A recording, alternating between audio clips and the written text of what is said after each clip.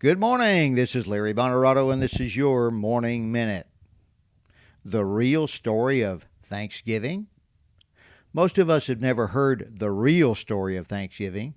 We were taught that this event was held to thank the Indians for helping the Pilgrims prosper. While it is true that these Pilgrims learned much from the Indians, that is not where the tradition of Thanksgiving began. William Bradford led a group of religious travelers who wanted a place to live where they could practice their religion without persecution. They contracted with a merchant company for the journey. Much of what they produced in America would be sent back to the company as payment for the trip. During the voyage, these pilgrims signed an agreement called the Mayflower Compact.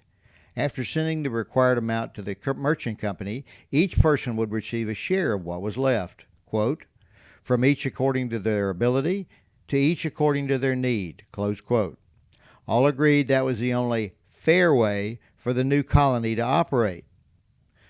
The Pilgrims landed in November 1620 in Massachusetts. Winter had already set in, so there was no chance of planning anything. There was no shelter except on the ship or some hastily built crude huts. Half of these pilgrims died that winter. In spring, the survivors set out to develop the colony. Using this community agreement, no one owned anything. Everything was divided equally. Because there was no incentive for the settlers to produce, they produced very little.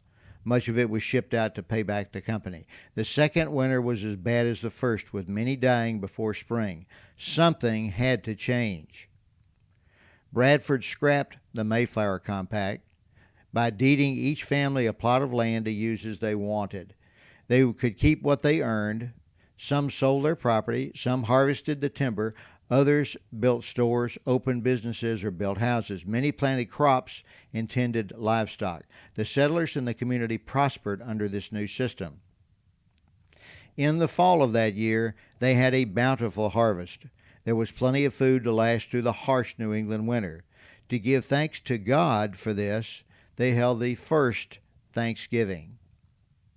These pilgrims discovered that when people benefit from their own initiative and hard work, there is a greater incentive for them to produce more. The community system provided no incentive, so people produced little.